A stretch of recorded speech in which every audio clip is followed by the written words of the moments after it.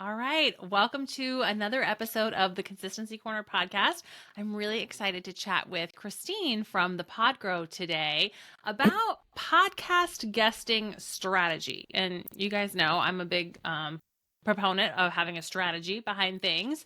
And I'm sure, you've heard people talk about like, oh, be on podcasts and get yourself on podcasts, and doing a podcast tour is great for visibility, but we want to make sure that there's some strategy behind it. And so we're going to talk about that today.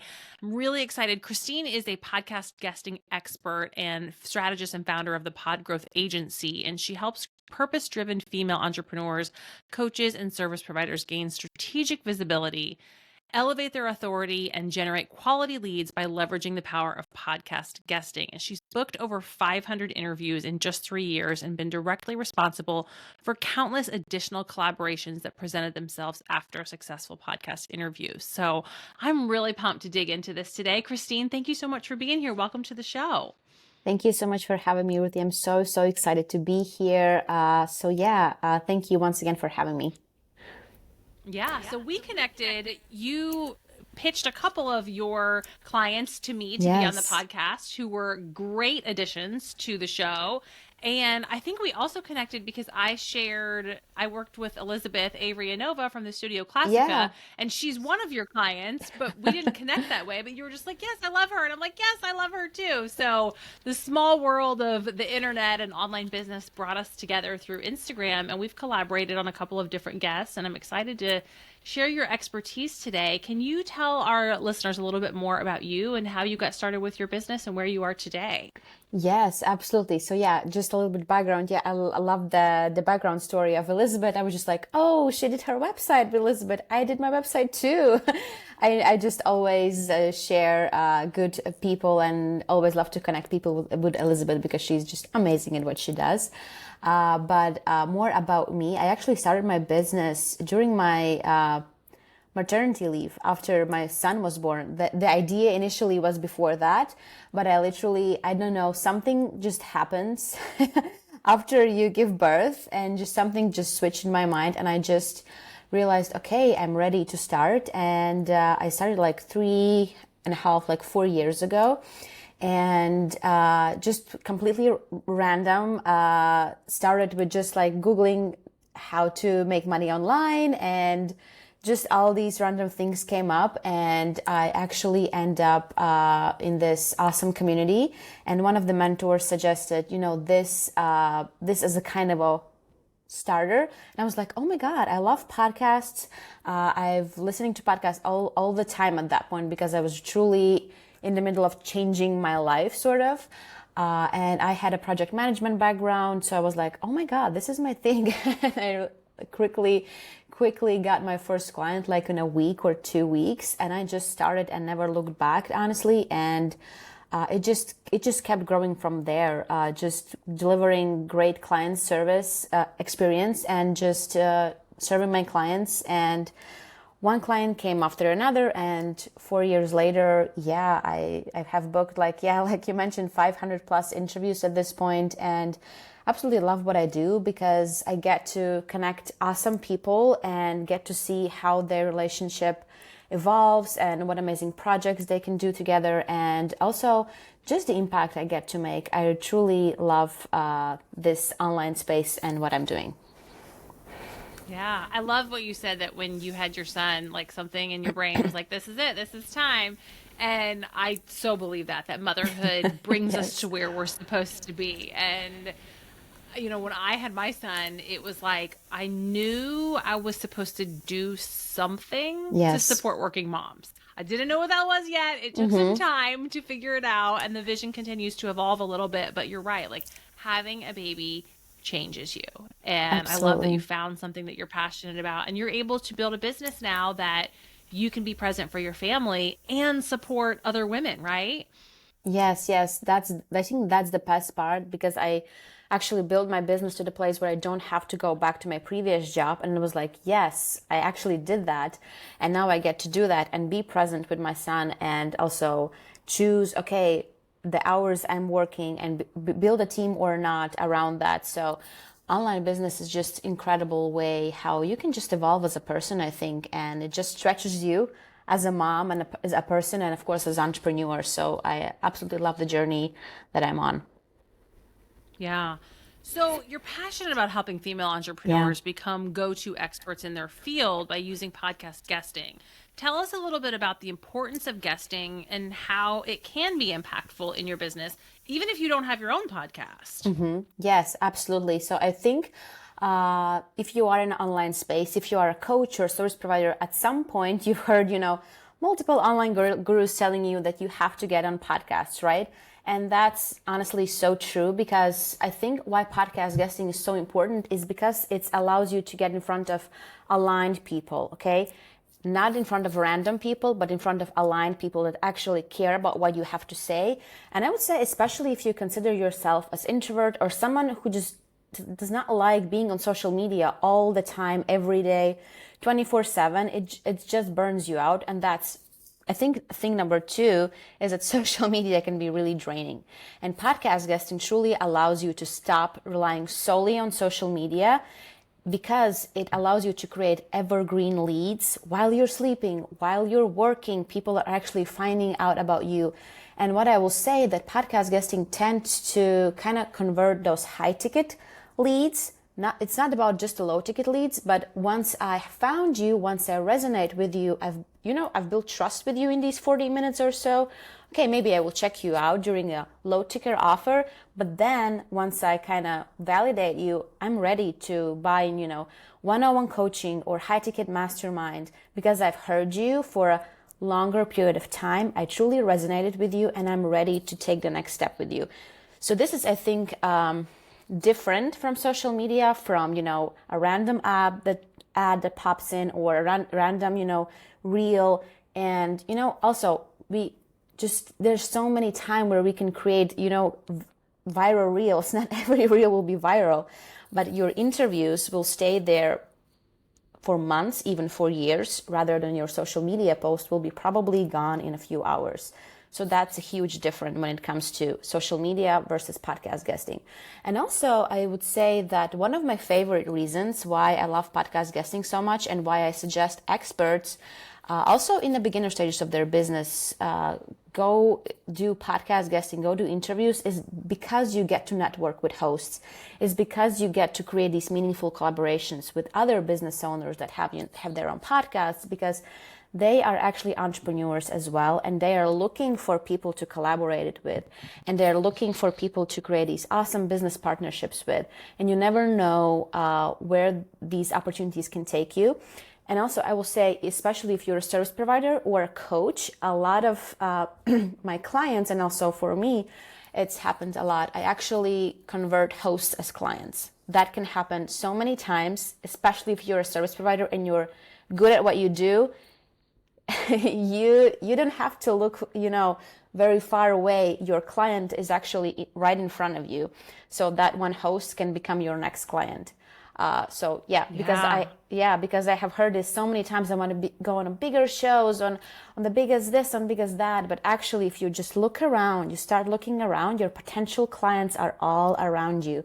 It's just how you present yourself, how you, really iron out your message, and really are just getting really good at what you do. So that's why I think podcast guesting is truly really, really great marketing tool that you can use, and it just feels good. You're from your own home, you're logging into Zoom or Riverside or whatever it is, and you're just doing an interview once per week or once per month, and it allows you to create multiple versions of, content, and just have a meaningful conversation with aligned hosts. Yeah. And the cool thing is, you get a little bit longer of that time to build the relationship, to use your voice. And we've talked a lot about this on the podcast, that with AI becoming a bigger tool that more and more people are using, written content is starting to become more vanilla. And we're getting inundated with copy. Nobody can replicate your voice. Nobody can talk like you. And so being on a podcast and using your voice is such a powerful way to create relationships. Yeah, I absolutely agree. And also at this time when everything's changing so fast, I honestly don't read as much content as I used to, because we have now the next caption, the next reel, the next this, and the next that. But audio format really allows me to listen from the very beginning to the very end. And if I'm resonating with this person, I'm taking the next step.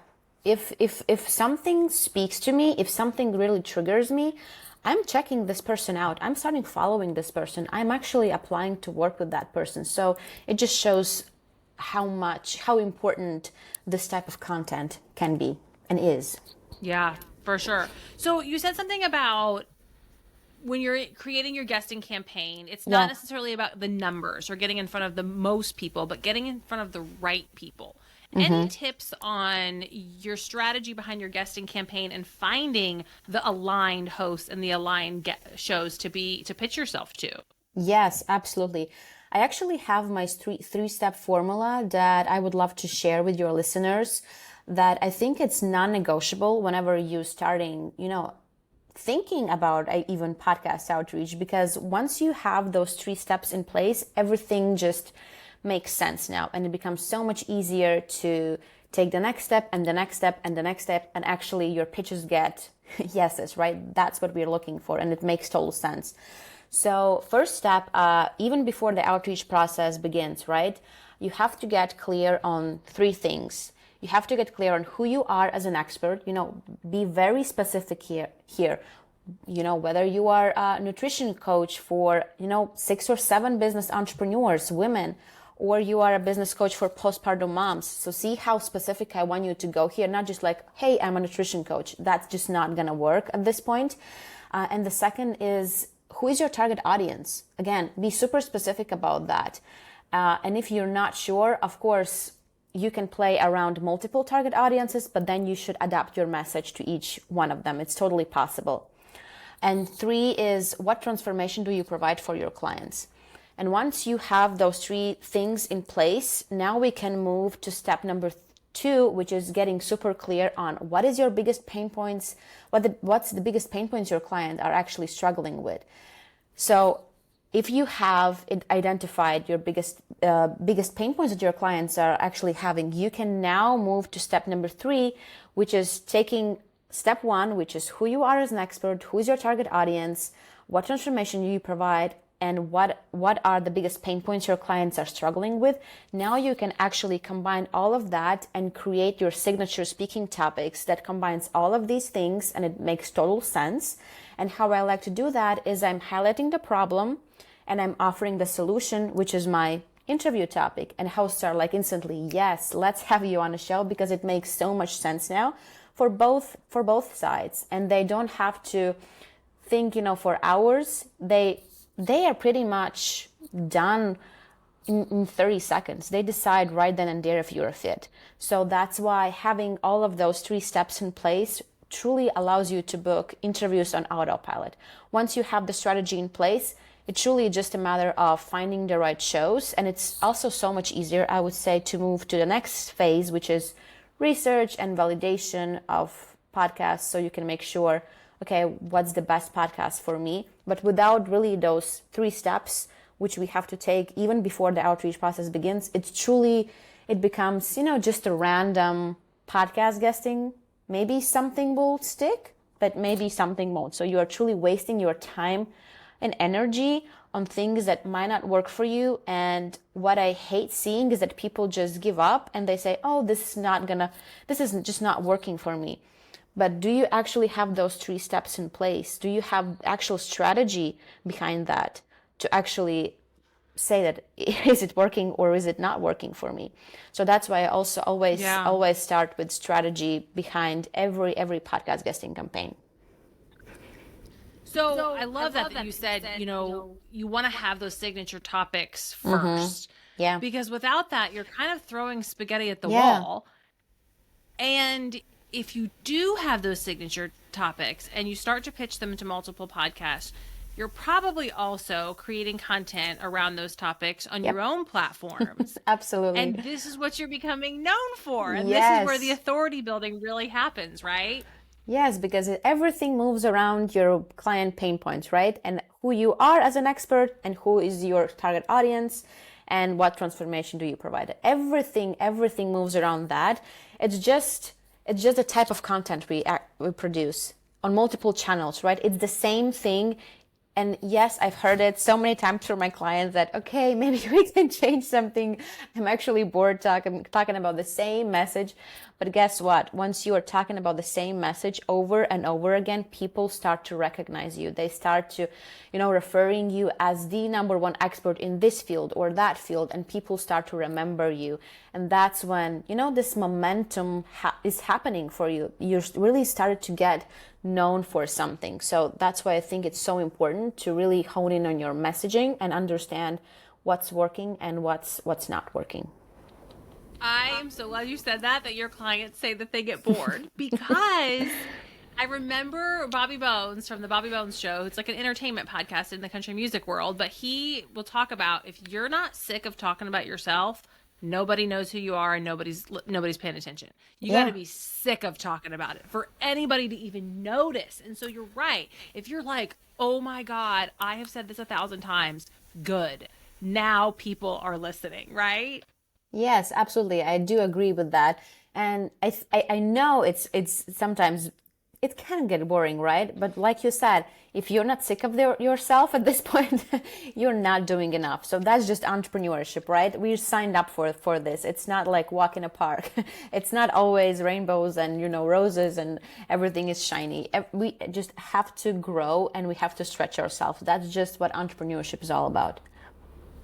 Yeah. So, okay, you've got your signature topics figured out and you want to start pitching. And like you said, not all shows are ones that you want to collaborate with. Like, yes, Bobby Bones has millions of listeners, but he's not talking to female small business owners, which is who I need to talk to. So what are some steps that you can use to validate potential podcasts that you want to pitch to without like spending all your time binging podcasts? Yeah, I love that.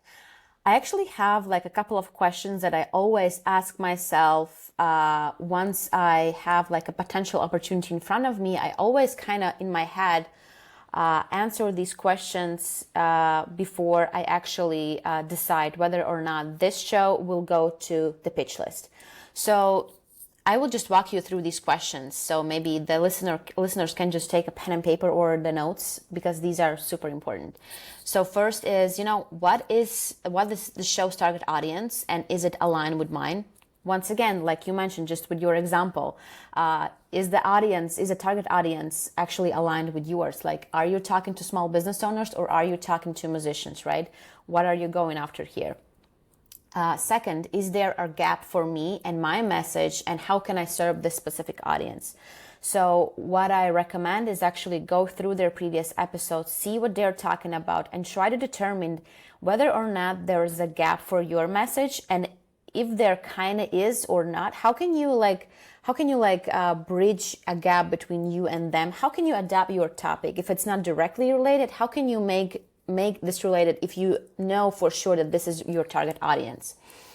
Number 3 is, does the show even accept guests, right? Super easy, but very, very important. So you can see that by just scrolling through their previous episodes and seeing whether or not they are accepting guests, or is it solo episodes only? Or you can also just check out their website and see whether or not they have a guest application form. Maybe they have an instruction on how to reach out to them if you are wanting to pitch yourself as a guest. So this is actually super important. And I also really invite you to follow those instructions if they have set some boundaries about that, because I think it's super important. If they have a form, please fill out the form and then only reach out via email or ever. And the next is, does this show is actively releasing episodes? Are we talking every week, every month, or are they doing just this for fun, like one episode in 3 months? I truly recommend pitching shows that are really, really active. Weekly episodes are a great number to kind of work with. And is the show actively investing their resources, and by resources I mean money, energy, time, into their marketing as well? Are they growing their audience? Are they posting? Are they sharing on social media? Are they consistent? Are they inviting people to their offers? And are they building their own brand awareness, and are they monetizing their own show? Because if they're not, the chances that they will not promote you are kind of small as well. So I want to actually, when I'm going on podcasts, I want to make sure that this person is actually growing their podcast, they're monetizing their podcast. So I make sure that also my message is heard, and I know that maybe months after, the audience will be even bigger because they are working on growing their audience all the time. And lastly, I would say, does the show's message personally aligns with me? And this is, I think, super important, because you should go through their website, their social media, and truly ask yourself, are the values the same as mine? Can I align with this person or not? Because if the values are totally different, I don't think that it will be a very dynamic episode. So maybe you should just not apply in the first place. So that, I think, is super important, just to make sure there's a connection there, and it's just not like a random two people speaking to each other, because you actually want to make sure that podcast interview is dynamic, it's fun, it's engaging, and it's just fun being around these two people and listening to them in your headphones. Because if you totally see that there's a misalignment, people are just not going to listen to your episode, honestly.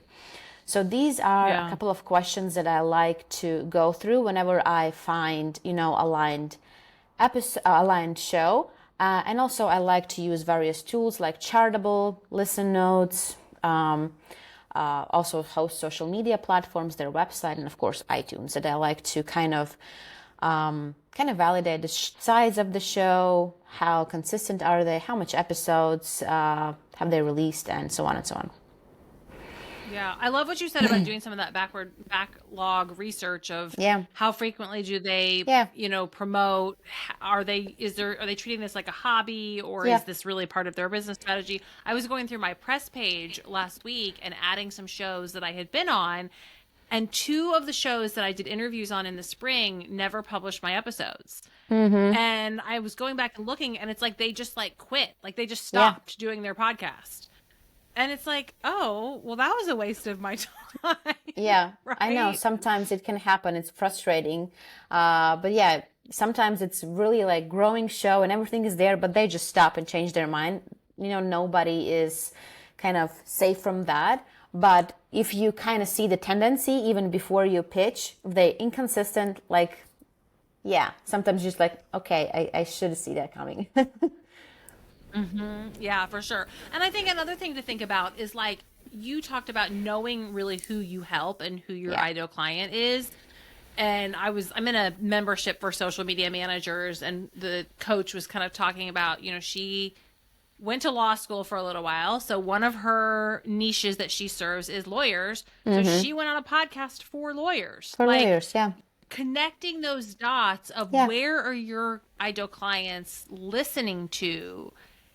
And it might be not what you listen to because you're not your client, right? She's not a lawyer, so she's not listening to podcasts for lawyers, but her clients are. Mm-hmm. So spending the time to find those types of shows, I think, is really valuable and worth your time. Yes, absolutely. And once you have a great starting point, once you have find great show, algorithm kind of takes care of the rest. Just go scroll down and see what iTunes are suggesting you, and maybe Listen Notes on the right side. There's also shows that you might like, or recommendations. And these are truly, really aligned shows. And I think in an hour or so, once you have a great starting point, you can find a lot of shows in 1 hour or 2 hours. It's just a matter of you, filling out your pitch tracker, how I like to call it, and filling out all the information to actually then go back and contact those shows. Yeah, for sure. Okay, so in your signature framework, you walked us through those steps. Yeah. Any other last minute tips you want to share for creating a killer pitch that actually converts? Yeah, I would say the number one thing is to be really genuine, warm, and be personal. And don't be lazy here, and always personalize your pitches. That actually helps you send fewer pitches and land more interviews. And what I will also say, that show the host that you understand who their audience is and that you are ready to bring massive value to them, and make the pitch about them, not about you. It's so frustrating when you get a pitch and it's all about, I'm a best-selling author, I'm 6 or 7 figure coach, okay, that's great, but what's there for my audience, right? And be ready to actually be specific, like what value can you bring to the table? Be specific. And also it's your kind of homework to figure out which topic from all of your topics that you've created will be the best for that audience, because I do not suggest pitching all 5 topics, just 2 or 1 that will be just perfect for that type of audience. And that's your homework. And just create a pitch based on that. Throw in your social media handles, throw your previous podcast appearances. If you don't have ones, just an IG live or a Facebook live that you did, because all they really want to hear is your voice and your energy, and really lead with service over self-promotion. And I promise you that kind of pitch will create more impact than pitch that is all about you and your accomplishments, right? And so that's my last advice on how to create a killer pitch that truly converts. Yeah, those were such great tips. Oh my gosh. We could dive down the rabbit hole on all of these, because I feel like I could really go deeper and granular, but those were such good things to think about. And the biggest thing I'm hearing from you is that it's quality over quantity. Absolutely. I'm all about that. Spending the time, and that's where you're going to find the alignment. When we're just like, it makes me even think about like network marketing and the Hey Girl DMs. Yeah. Like when you have to send 100 Hey Girl DMs, none of them are going to convert. But if you have genuine conversations with people, you make it about them, you figure out how you can serve them, that's where the magic is going to happen.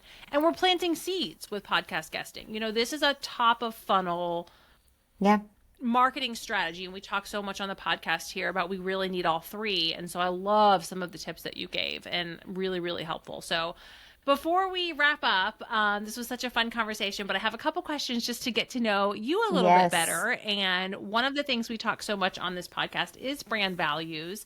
So I would love to know, what is one of your brand values, and how did you land on that? I think I thought about this question before, and I think the number one value that I think have, like, from this beginning of my business, from the start, I think it's client experience and making sure I go above and beyond for them. Because for years, once I started, I didn't even have like a normal website. I didn't have like a lot of social media followers. But once I had like 1 or 2 clients, what I did have was referrals. I did not have to post on social media to wait on clients. I honestly worked on becoming better at my service, becoming better at client experience, and making sure I go above and beyond for my clients. And they just referred me. And I think that's the number one thing that I care about the most. Yeah, I love that. And the thing is your client experience, you build that first, then you can go back and build the other things. You can build your website, you can build your social media, and then those clients, as they're referring you, people have content to consume, but it starts with that referral. Yes, absolutely. For sure. I love that. Well, one of my brand values is personal development and leading with a growth mindset. So I always love to ask our guests, what is a favorite personal development book or podcast that you really love and would recommend? Yeah, this is a tough one because I have a lot, but I think lately, if I have to say, I've always loved Mel Robbins, but lately I love Mel Robbins, her podcast and her 5-second rule. I just love her. And also lately I've come back to the Diary of a CEO podcast. I love listening to their health episodes and biohacking and and entrepreneurship mindset and all the amazing interviews from, truly outstanding entrepreneurs. So those 2, I would say lately, but also from business perspective, one of the top podcasts that I loved for quite some time is Crush the Rush with Holly. I love her. And Made for More, which was Laptop Lifestyle with Amanda Colby. Like, it was Laptop Lifestyle a few years ago, and now Made for More. That too, I think I listened like on and off for years now. Yeah, I love it. Well, Crush the Rush, everybody here knows I'm a Crush the Rush super fan, so I think I've listened to every single one of her episodes, and they're so good. I love But I will have to check out Made for More because I haven't listened to that one. That sounds really good. It's so good. It's so good. You have to. Yes. All right. And then my last question, because we are the consistency corner, I love to always ask, what is something that you are really consistent with, either in your business or in your personal life, that you're really proud of?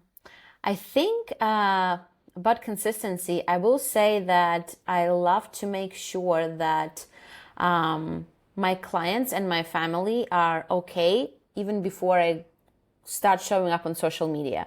Because social media is for me really optional, maybe the second. What I truly am consistent with, I'm making sure that my clients and also, of course, my family is okay. And then I'm going to waste my time or not waste my time or spend my time on social media. So that's, I would say, I'm pretty consistent with that throughout the years. First, actually the Yeah. emails, making sure my clients and my family are okay. And then maybe if I have time, I will show up on social media. That is such a good way to think about it. And we talk so much here about being able to step away from social media. And I think what you've done is you've prioritized other communication channels and said, this is where Yeah. I'm going to spend my time and my energy. And I love that you've made that a consistent habit so that social media becomes optional. That's awesome. Yes, yes, because I'm a true believer. I think taking care of what you already have and then attract more or looking for new opportunities because it's so easy to just get trapped in all of those social media trends. Like, I have to do reels, I have to do lives, I have to do this, I have to do that, I have to build that platform, this platform, and it's just so easy to get trapped in this, and with time you even don't get noticed that you are burned out with this and you're consumed with social media. So I truly like to take care of Yeah. what I already have and then move into social media. Yeah, that is such a good reminder. And Kristine, this was so, so helpful. If our listeners are interested in learning more how they can work with you, how they can get better at their podcast pitches, where do you hang out online and where can they find you? Yes, so I'm an Instagram girl. Definitely, Instagram is my channel. So you can find me at the Podgrow and also at my website, thepodgrow.com.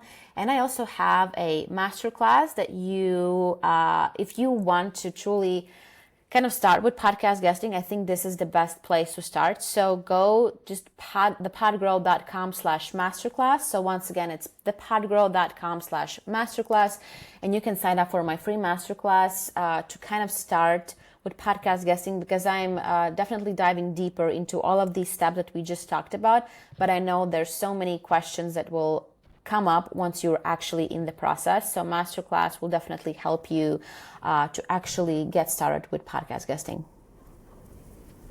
All right, awesome. Thank you again so much for being here. This was such a great conversation. We'll put all those notes in the show notes.